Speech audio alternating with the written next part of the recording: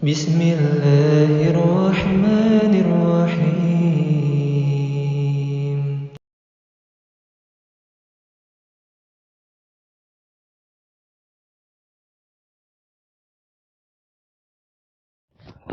Assalamualaikum warahmatullahi wabarakatuh.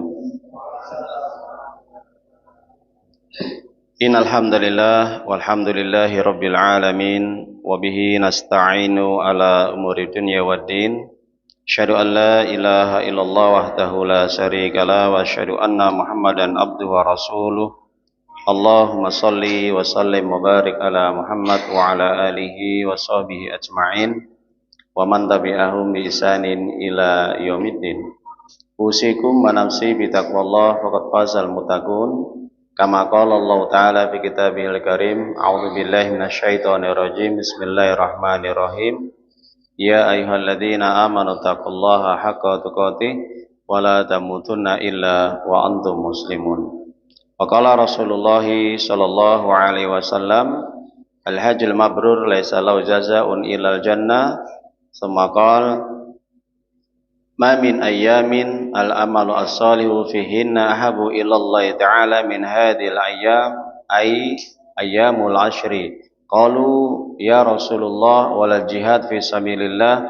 Qala wala jihad fi sabilillah illa rajulun kharaja bi nafsi wa malihi wa lam yarji min dhalika bi syai'in. Rawahu Imam Bukhari wa Muslim bi sanadin sahih. Amma ba'd.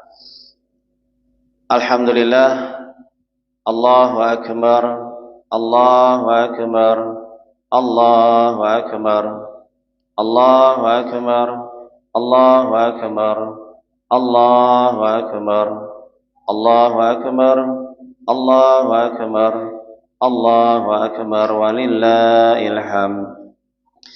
Segala puji bagi Allah Subhanahu wa taala, Rabb semesta alam, yang mana pada kesempatan yang berbahagia ini atas karunia nikmat yang Allah berikan berupa hidayah, taufik dan juga ma'unahnya, kita dapat berkumpul di tempat yang mulia, yang dimana kita bisa melaksanakan ibadah salat Idul Adha dengan khusyuk dan tumakninah. Dan juga setelah pelaksanaan salat Idul Adha, kita akan menjalankan ritual yang luar biasa, yaitu ibadah korban. Dan mudah-mudahan atas karunia yang Allah berikan kepada kita, semoga Allah berkahi, semoga Allah ridhoi dan diterima amal ibadah kita semuanya. Amin ya rabbal alamin. Kedua, salawat serta salam semoga terlimpahkan kepada baginda kita yang mulia, Nabiullah Muhammad Rasulullah sallallahu alaihi wasallam, yang mana beliau menjadi suri teladan bagi seluruh umat, yang mana beliau menjadi panutan kita dalam segala aspek kehidupan, yang dimana beliau juga menjadi satu-satunya manusia yang dipilih oleh Allah Subhanahu wa taala untuk menyampaikan risalah Islam tauhid ini kepada seluruh manusia. Dan ini tidak diberikan kepada nabi-nabi yang lain kecuali hanya beliau, yang dimana setiap nabi hanya diutus oleh Allah untuk umatnya, akan tetapi beliau diutus oleh Allah Subhanahu wa taala untuk seluruh manusia, sebagaimana tertuang di dalam surat Al-Anbiya ayat yang ke-107, wa ma arsalnaka illa rahmatan lil alamin. Tidaklah Allah mengutus Nabi Muhammad sallallahu alaihi wasallam melainkan membawa rahmat bagi seluruh alam. Jadi fungsi dan tugas Nabi Muhammad sallallahu alaihi wasallam adalah apa? Yaitu mengajak manusia, menghantarkan manusia, memalingkan manusia dari peribadatan kepada manusia menuju peribadatan hanya kepada Allah Subhanahu wa taala, satu-satunya Rabb yang disembah, ditaati, diabadai di alam semesta ini. Allahu Akbar, Allahu Akbar, Allahu Akbar, walillahil hamd.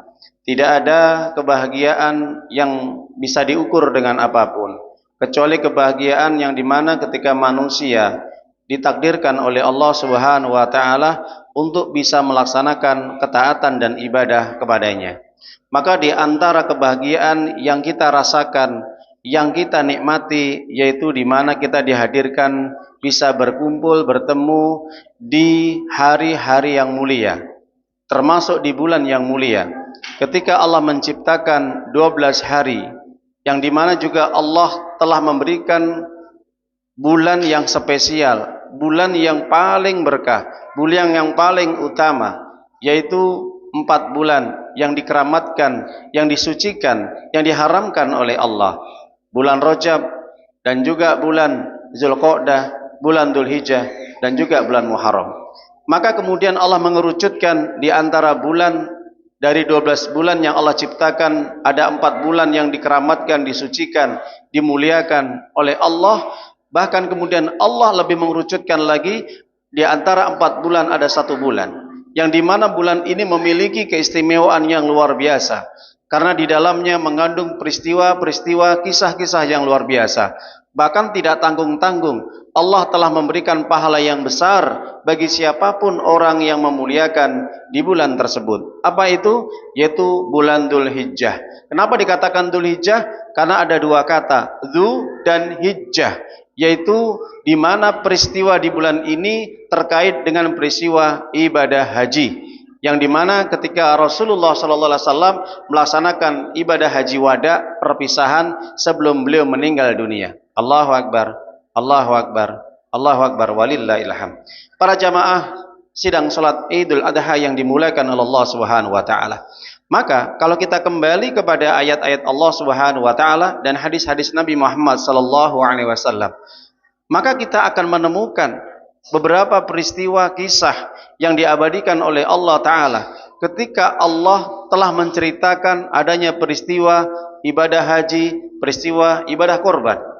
Maka 2 hal perkara ini luar biasa Allah berikan kepada manusia yang dipilih oleh Allah. Siapa? Yang pertama adalah Nabi Ibrahim alaihissalam sebagai Khalilullah, bapaknya para nabi atau yang disebut dengan Abul Anbiya. Maka para jamaah Bapak Ibu sidang salat Idul Adha, kalau kita meneladani di antara apa yang menjadi kisah yang diabadikan oleh Allah Ta'ala, bahwa Nabi Ibrahim adalah merupakan satu-satunya nabi yang dipanggil dengan Abul Anbiya, bapaknya para nabi. Kenapa? Karena nabi yang pertama meletakkan tauhid, dasar keimanan, dasar ketaatan, ketundukan, kepasrahan, kesabaran, tawakal hanya kepada Allah Subhanahu wa taala. Dan ini bisa menjadi teladan kita dalam kehidupan kita, baik dalam kehidupan berumah tangga, baik dalam kehidupan bermasyarakat, maupun kehidupan dalam bernegara. Maka oleh sebab itu, para jamaah salat Idul Adha yang dimuliakan oleh Allah, sudah sepantasnya kita untuk senantiasa memuliakan, mengagungkan, dan meneruskan estafet apa yang menjadi agenda Allah yang ditujukan kepada para nabinya yang mulia, mulai Nabi Ibrahim alaihissalam sampai kepada nabi kita yang mulia Muhammad sallallahu alaihi wasallam. Maka oleh sebab itu di bulan Dzulhijjah yang mulia ini, maka kalau kita melihat keistimewaan dan keutamaan, bahkan Nabi sallallahu alaihi wasallam menjelaskan dalam hadis Imam Bukhari, Imam Tirmidzi, Imam Ahmad mengatakan dari Abdullah bin Abbas radhiyallahu an, tidak ada hari-hari yang dimana ketika orang melaksanakan amal ketaatan, amal ibadah, amal soleh di waktu itu, maka dia akan mendapatkan mahabbah, cinta dari Allah. Kalau orang sudah dicintai sama Allah, pasti dia akan masuk surga. Kenapa? Karena dia akan mendapatkan ampunan dari Allah Subhanahu wa taala. Hal ini tertuang di dalam Al-Quran surat Ali Imran 31. Qul in kuntum tuhibbunallah fattabi'uni yuhibbukumullah wa yaghfir lakum dzunubakum wallahu ghafurur rahim. Katakan Muhammad, jika memang benar-benar mereka mencintai diriku, maka hendaknya mereka mengikuti Rasulullah sallallahu alaihi wasallam. Maka dalam segala amal ibadah, kita tidak akan bisa mendapatkan kecintaan dari Allah, kita mendapatkan keridhaan dari Allah kalau kita tidak meneladani, mengikuti baginda kita yang mulia Nabi Muhammad sallallahu alaihi wasallam. Maka dengan kita mengikuti apapun yang dicontohkan oleh Nabi, yang diteladankan oleh Nabi, tentu pasti kita akan mendapatkan mahabbah, kecintaan dari Allah. Kalau orang sudah dicintai oleh Allah, pasti akan diampuni oleh Allah Subhanahu wa taala dosa-dosanya. Kalau orang sudah diampuni segala dosa-dosanya, maka Allah sudah menjamin dia akan masuk surga. Hal ini diabadikan oleh Allah di dalam surat Ali Imran 133. Wasari'u ila magfiratin mir rabbikum wa jannah arduhas samawati wal ard uiddat lil muttaqin. Hendaknya kalian bersegera untuk mencari ampunan Allah, memohon ampunan dari Allah agar dosa-dosa yang kamu lakukan diampuni oleh Allah Ta'ala.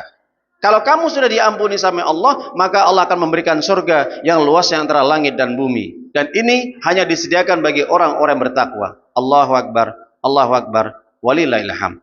Di bulan Dzulhijjah, bulan yang diberkahi, bulan yang dimuliakan oleh Allah Ta'ala, maka banyak amalan-amalan yang perlu kita jaga dan kita lestarikan dan terus kita amalkan sampai datang wafat kita ataupun ajal kita.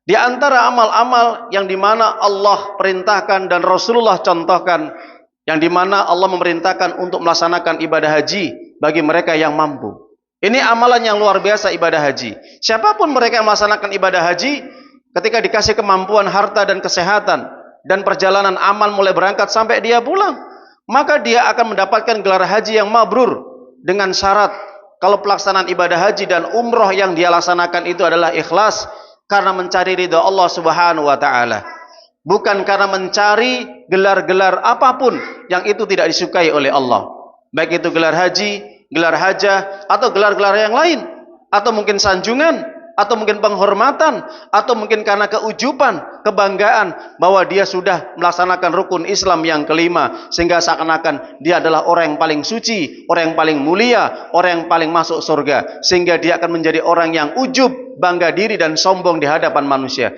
Itu sesuatu yang tidak dibutuhkan sama Allah. Ibadah haji sama sebagaimana ibadah sholat, ibadah puasa, ibadah zakat, dan ibadah-ibadah wajib yang lainnya. Akan tetapi perbedaannya, ibadah haji hanya memiliki dua modal yang harus diperhatikan. Yang pertama adalah harta, dan yang kedua adalah fisik, kesehatan. Maka orang-orang dikasih kemampuan, hendaknya mereka segera untuk melaksanakan ibadah haji sebagaimana perintah Allah di dalam surat Ali Imran, surat ketiga ayat yang 97. Walillahi 'alan nasi hijjul baiti man istata'a ilaihi sabila wa man kafara fa innallaha ghaniyyun 'anil alamin. Ibadah haji merupakan kewajiban bagi setiap manusia, hanya untuk Allah. Ketika hajinya hanya untuk Allah, bukan karena untuk supaya menjadi orang yang baik, orang yang mulia, orang yang suci di hadapan manusia, sehingga menganggap manusia tidak baik, manusia rendah, manusia belum melaksanakan rukun Islam yang kelima, sehingga mereka direndahkan dan kemudian dihinakan. Bukan seperti itu.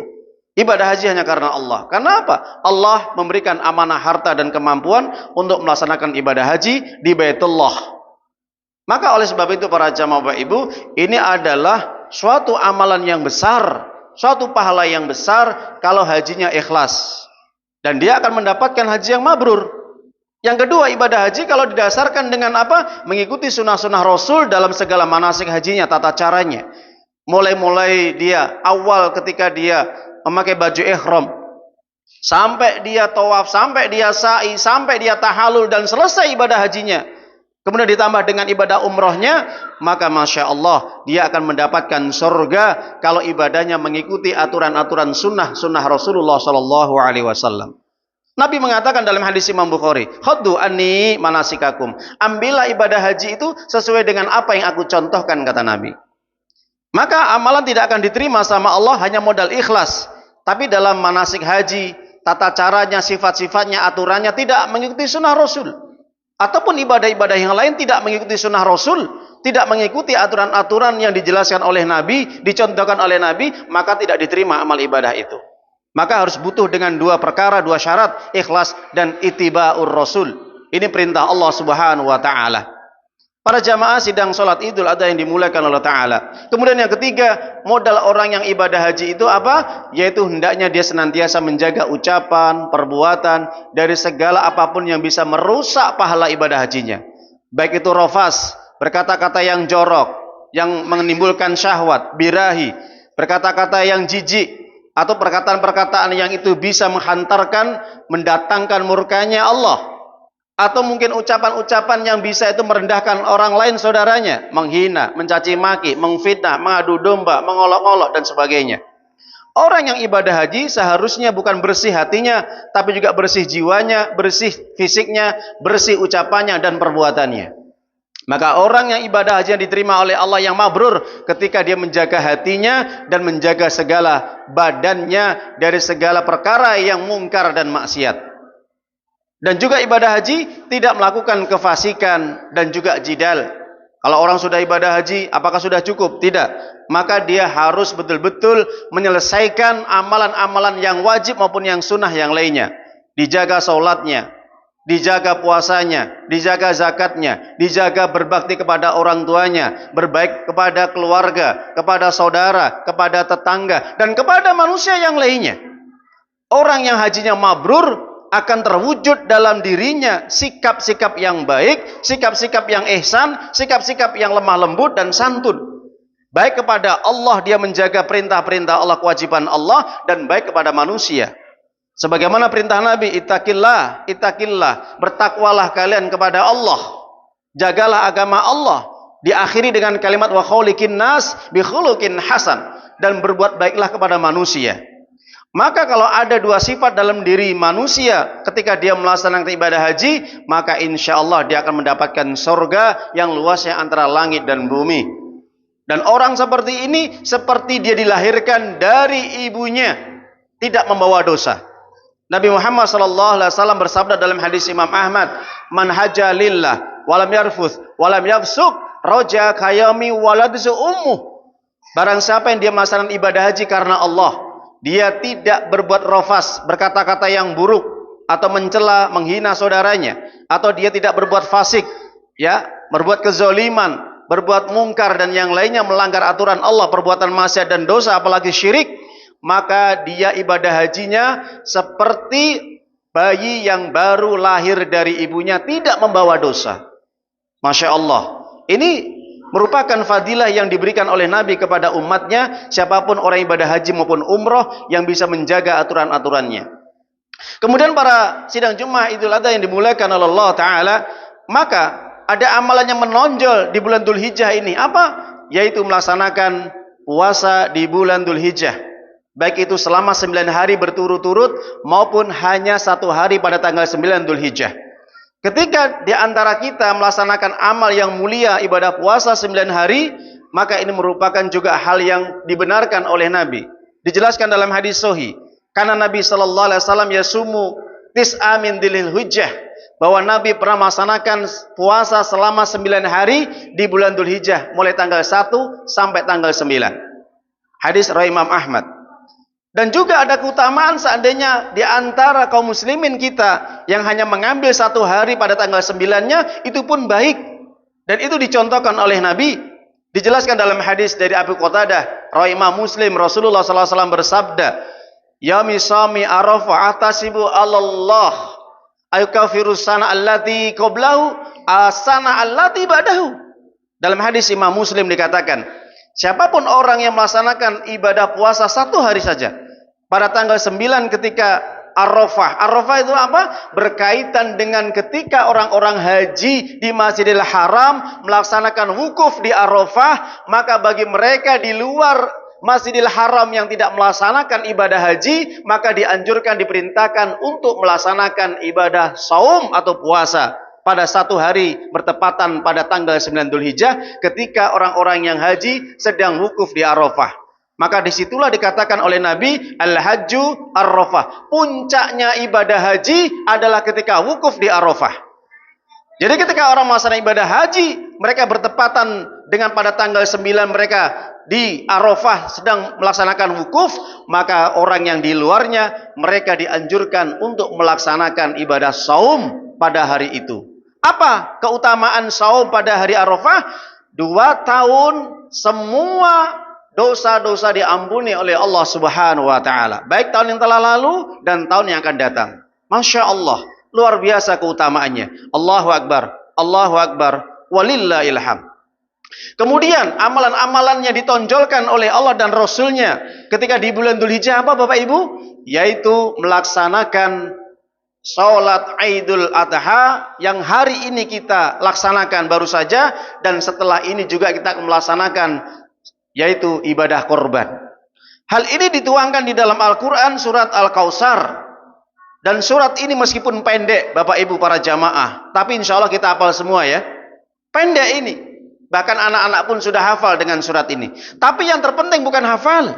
Yang terpenting bukan hanya sekedar dia bisa baca, yang paling terpenting bagaimana kalau surat ini bisa kita fahami, kita tadaburi, kita hayati, dan kita amalkan dalam kehidupan kita sehari-hari. Allahu Akbar, Allahu Akbar, walillahil hamd.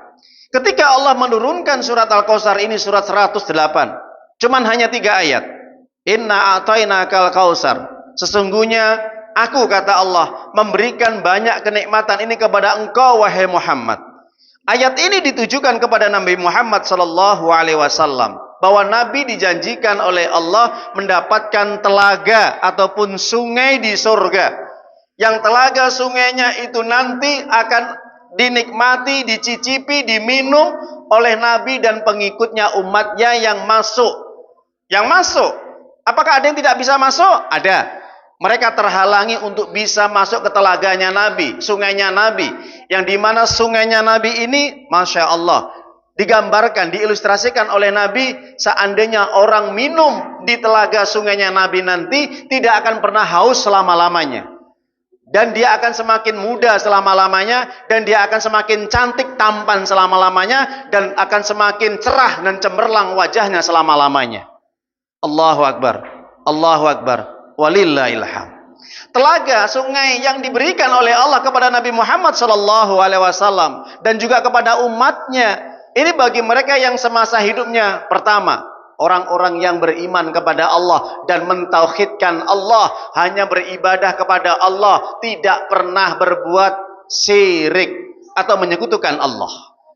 Karena orang akan mendapatkan syafaat Allah, lumantar Nabi, perantara Nabi, semasa hidupnya tidak pernah berbuat syirik, menyekutukan Allah. Kalau orang berbuat syirik kepada Allah, maka tidak akan diampuni sama Allah, apalagi masuk surga. Sebaliknya dia akan masuk neraka. Hal ini tertuang di dalam surat Al-Bayyinah ayat yang ke-6.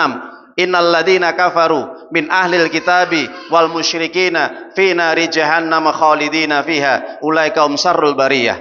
Sesungguhnya ahlul kitab yang mereka kafir kepada Allah dan ayat-ayatnya dari golongan Yahudi dan Nasrani, dan orang-orang musyrik semasa hidupnya menyekutukan Allah, tidak mau ibadah kepada Allah, tidak mau sujud kepada Allah, tidak mau menjaga sholat 5 waktunya kepada Allah, padahal Allah sudah memberikan banyak nikmat kepadanya, dan dia melupakan Allah. Ini namanya orang yang menyekutukan Allah. Kenapa? Karena dia telah mempertuhankan hawa nafsunya daripada mempertuhankan Allah Ta'ala. Orang tidak berbuat syirik, maka dia akan bisa masuk telaganya Nabi Muhammad sallallahu alaihi wasallam. Yang kedua, dia bisa menjaga kewajiban-kewajiban Allah. Salat 5 waktunya dijaga, puasanya dijaga, zakatnya kalau mampu dibayarkan, ibadah haji kalau dia sudah mampu, berbuat baik kepada orang tua, dan juga berbuat baik kepada saudara-saudaranya, dan kewajiban-kewajiban yang lain. Ini harus dijaga dengan benar.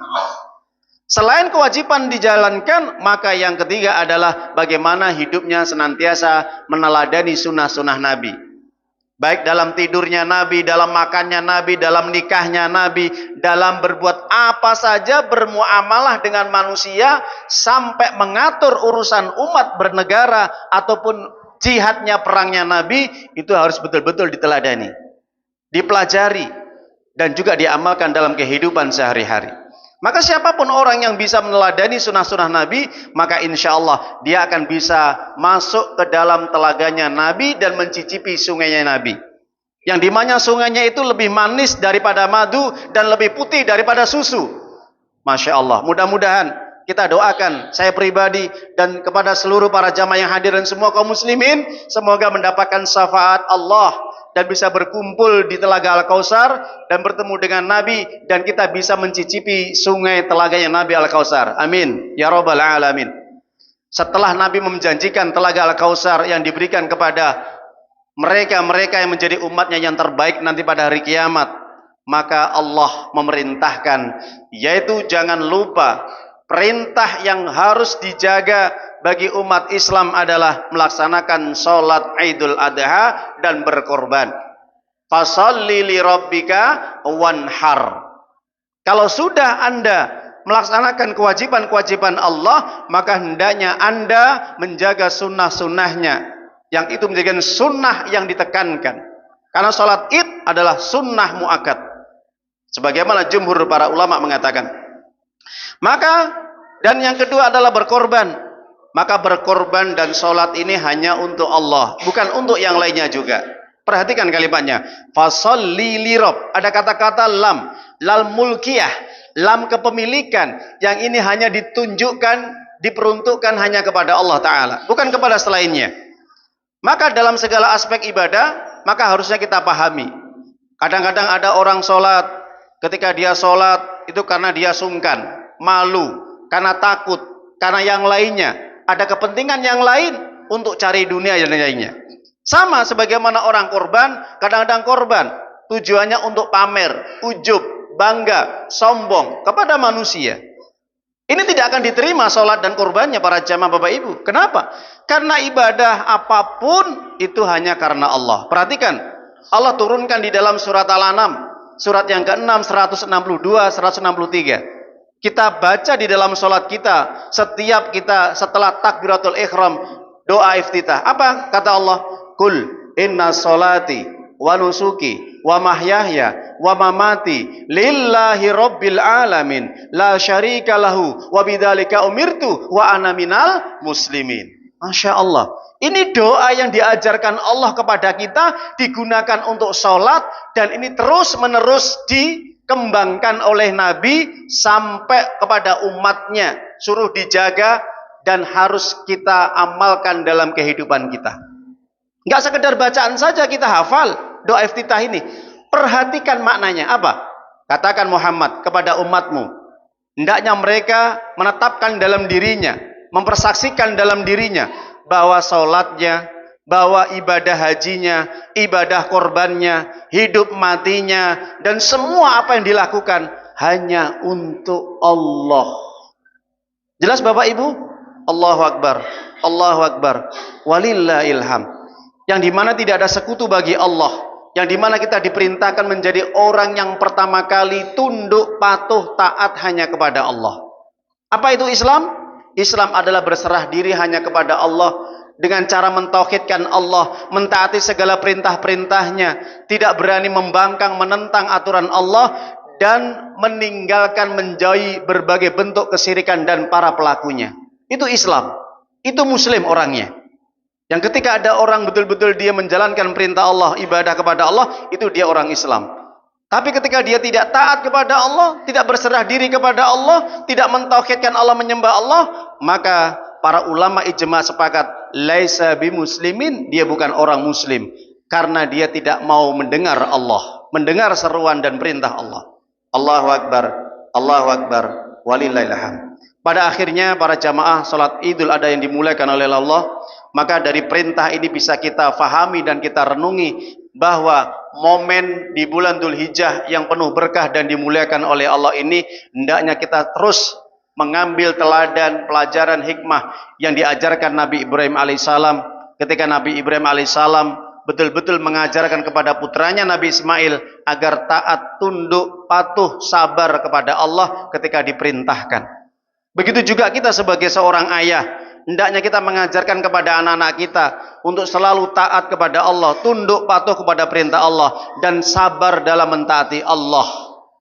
Jangan sampai kita bosan-bosannya sebagai orang tua, sebagai pemimpin dalam keluarga, untuk senantiasa mengajak keluarga kita untuk ibadah kepada Allah. Maka Allah perintahkan di dalam surat Toha. Apa kata Allah? Wa'mur ahlaka bis-shalah wastabir 'alaiha. Di dalam surat yang ke-20 123 Allah mengatakan, hendaknya engkau perintahkan keluargamu salat, wahai Muhammad. Ini perintah kepada Nabi Muhammad. Begitu juga perintah kepada Nabi Ibrahim alaihissalam kepada istri-istrinya, Hajar, dan juga istrinya yang lainnya. Yang dimana ketika Nabi Ibrahim diperintahkan untuk ibadah salat, maka Nabi Ibrahim langsung berdoa kepada Allah. Apa doanya? Rabbi ja'alni muqimas shalah wa min dzurriyyati Rabbana wa taqabbal du'a. Diabadikan di dalam surat Ibrahim, surat yang ke-14 ayat yang ke-40. Ya Allah, ya Tuhanku, jadikanlah diriku dan anak-anakku dan keluargaku senantiasa mereka yang menegakkan ibadah salat. Jangan sampai keturunanku mereka tidak salat. Semoga engkau menerima segala amal ibadahku ya Allah. Ini pelajaran yang bisa kita ambil hikmah para jamaah. Nabi Ibrahim saja minta kepada Allah supaya dirinya dan keturunan anak-anaknya dan cucu-cucunya, cicit-cicitnya itu terus menjaga sholatnya. Bagaimana dengan kita yang belum tentu ada jaminan surga? Apakah kita sudah perintahkan keluarga kita, istri anak kita untuk sholat? Kalau belum, bertobatlah kepada Allah. Bertobatlah kepada Allah. Karena sebagai suami punya tanggung jawab yang besar di hadapan Allah. Seorang suami bukan hanya bisa memberikan nafkah, lahir, batin, memberikan rumah, memberikan makanan, memberikan pakaian. Yang paling terpenting bagi suami adalah bagaimana menggandeng istrinya dan anak-anaknya, keluarganya semuanya untuk bisa masuk surga nanti pada hari kiamat. Allahu Akbar. Allahu Akbar.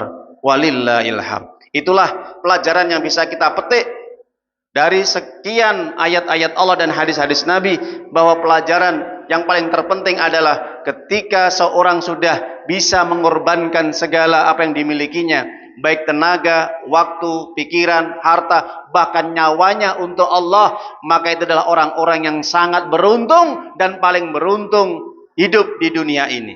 Allahu Akbar, Allahu Akbar, walillahil hamd. Pada akhirnya, marilah kita memohon kepada Allah Subhanahu wa taala agar di hari yang mulia ini kita melaksanakan sholat Id dan juga korban yang akan kita laksanakan senantiasa mendapat perhatian dari Allah, mendapat pujian dari Allah, mendapat penghormatan dari Allah, terutama mendapat keridhaan dan diterima semua amal ibadah kita, baik ibadah sholat kita, baik haji kita, baik umroh kita, baik sholat kita, baik puasa kita, baik baca Quran kita, sampai korban kita terakhir pada hari tasyrik, maka semoga diterima oleh Allah Subhanahu wa taala. Amin ya rabbal alamin.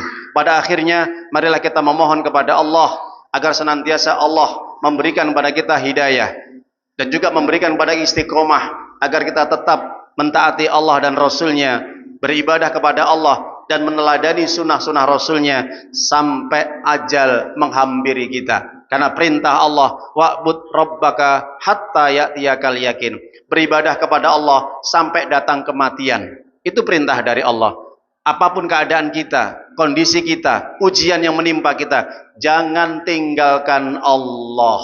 Ingat, jangan tinggalkan Allah. Itu pesan dari Allah. Semoga bermanfaat. Marilah kita memohon kepada Allah. Mudah-mudahan di hari yang mulia ini, di Idul Adha atau hari korban ini, semoga semua keluarga kita, diri kita dan kaum muslimin diberi kebahagiaan, keselamatan baik di dunia maupun di akhirat kelak. Amin ya rabbal alamin. A'udzu billahi minasyaitonir rajim. Bismillahirrahmanirrahim. Allahumma shalli wa sallim wa barik ala Muhammad wa ala alihi wa sahbihi ajma'in bi rahmatika ya arhamar rahimin. Allahumma ighfir lil muslimin wal muslimat wal mu'minin wal mu'minat al ahya'i minhum wal amwat innaka sami'un qaribun mujibud da'wat ya qadiyal hajat rabbana dhalamna anfusana wa illam taghfir lana wa tarhamna lanakunanna minal khasirin rabbana hab lana min azwajina wa dhurriyyatina qurrata a'yun waj'alna lil muttaqina imama rabbana faghfir lana dhunubana wa kaffir anna sayyi'atina wa tawaffana mal abrar Allahumma anta rabbi warzuqna al-istiqamah Allahumma anta rabbi warzuqna al-istiqamah Allahumma inna nas'aluka ilman nafi'an wa rizqan thayyiban wa amalan mutaqabbalan Allahumma inna nas'aluka al-huda wat tuqa wal afafa wal ghina Rabbi auzini an ashkura nikmatakal ladzi an'amta alayya wa an amala sholihan tardahu wa aslih fi dzurriyyati inni tubtu ilaika wa inni minal muslimin Rabbana afriq alaina sabra wa tsabbit aqdamana wansurna 'alal qaumil kafirin Rabbana afriq alaina sabra wa tawaffana muslimin fatiras samawati wal ar anta wali fid dunya wal akhirah tawaffani muslima wal hikni bis solihin fatiras samawati wal ar anta wali fid dunya wal akhirah tawaffani muslima wal hikni bis solihin Rabbana la tu'akhidna in nasina aw akhtana Rabbana wa la tahmil alaina isran kama hamaltahu 'alal ladzina min qablina Rabbana wa la tuhammilna ma la taqata lana bih wa'fu anna waghfir lana warhamna anta maulana fangsurna 'alal qaumil kafirin fangsurna 'alal qaumil kafirin. Allah mansur ikhwanana muslimina mustad'afina fi kulli zaman wa kulli makan. Allah mansur ikhwanana mujahidina fi kulli zaman wa kulli makan. Allah mansurhum 'ala duwika wa aduwihim wahdim subulas salam wa akhrijhum minad dhulumati ilan nur. Allahumma damil yahudu wan nasara kafal musyrikin wal munafikin wasuyuin. Allahumma damirhum wal anhum rabbana taqabbal minad du'a rabbana atina fid dunya hasanah wa fil akhirati hasanah wa qina adzabannar walhamdulillahi rabbil alamin. Assalamualaikum warahmatullahi wabarakatuh. يا أيها الذين آمنوا اتقوا الله حق تقاته ولا